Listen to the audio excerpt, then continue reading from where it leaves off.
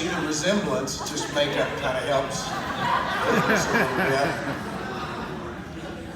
And then you need to always make sure that you can differentiate between certain things, like this is a hyena, this is a laughing hyena. And again, there's great similarities that I see. You see those. I do. It says up there on the clock that I have an hour and 51 minutes. Is that correct? It does say that. Okay, I'm gonna try to stay on time as best I can. All right, I've been given a pretty difficult task today, and normally I'm screeching. Today I'd like to be teaching. Okay, so I'm not going to be screeching at this. This is not going to be a rally speech. I want to teach. And I want to help us to understand how we solve this problem, because people come up to me everywhere I go, Black Robe Regiment all over the country, and they say, Dan, how can we fix this? What's the solution? Well, beyond God, God is always the solution, but what are the political solutions? And there are probably more than one, but I've come to the place, after having served in the legislature, after having been in the closed door meetings, and I've seen behind the curtain, and I know what the wizard looks like, and it's terrible. I have come to believe that there's really, really, honestly, only one way to fix the problem that we have of our runaway government. And so I want to talk about how state sovereignty is the final firewall against federal tyranny. Now let's begin by asking this question: why states at all? I mean, why do we have states? A lot of people actually think that the states were formed by the federal government and that we have states to kind of help to facilitate what DC does. Well, there are times when redundancies are pretty important. Like, for instance, if you've ever looked at the cockpit of an airplane, you'll find that normally all the key instruments are duplicated. There's redundancy. So if one breaks, you still have another identical that works. When you bail out of an airplane, why anybody would want to do that out of a perfectly good airplane, I do not know. But they'll have a redundancy chute, the emergency chute. And I think that that's a good time for redundancy. But there are times when redundancies are just freaks of nature. Like, for instance, there's a redundancy. It's unnecessary. We call that a deformity. There's another redundancy right there. That's a deformity. There's a redundancy right there in that chair. Here's a redundancy in this side table. I mean, there are times when redundancies just don't make sense, right? There are times when they're critical. There are other times when they just don't make sense, and in fact, actually hinder the function of the organism. So here we are now, many, many years after our War of Independence and our victory, Declaration of Independence, all of that. We now have 50 states. Obviously, there's the lower 49 there. We have 50 states. Why is it that we have 50 states? Why is that? Why are we these United States, but today we call it the United States? That's a big shift. But understand, it's more than a shift in verbiage. It's a shift in philosophy. It's a shift in our understanding of who we are. You need to start saying these United States and begin to understand why. We may get to that today before we're done. But here we have 50 states, 48 here on the screen, and then you have right in the center in the heartland, you have the wonderful state of Oklahoma. Why is that?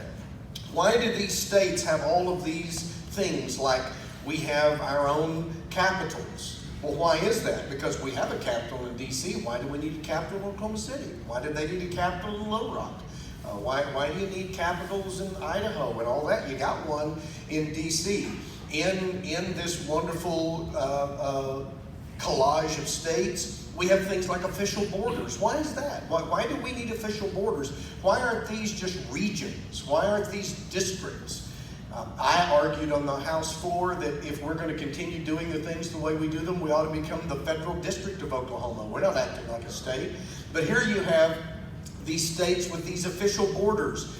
You have in every state an official constitutional convention when they became a state, which produced an official state constitution. Why do we need a state constitution if all we really rely on is what the feds tell us about the U.S. Constitution? Isn't that a redundancy? Doesn't that create a tremendous amount of chaos? And what about the actual Capitol itself? Why do we need a Capitol? We have a Capitol building.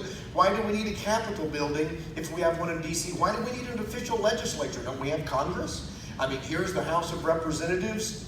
I was privileged to serve there for a while. That was my seat right there. Why was I there? I mean, you got people in Congress. You know, we've got a congressional delegation. We have a couple of senators. You got all this stuff going on in D.C.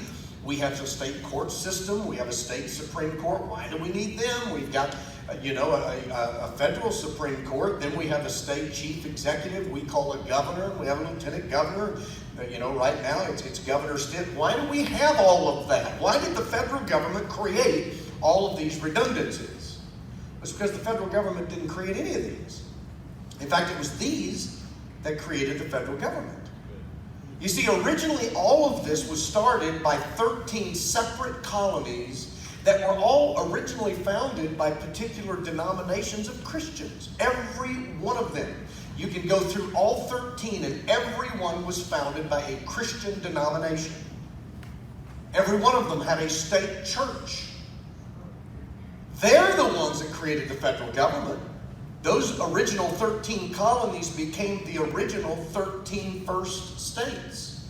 And they saw the need, at least at that time, took it upon themselves to create this thing that we call a federal or central government. Now, Alexander Hamilton recognized the fact that the federal government was a creation of the states in Federalist 33. Just remember, the Federalist Papers were essays written to help the people to understand what the writers of the Constitution meant.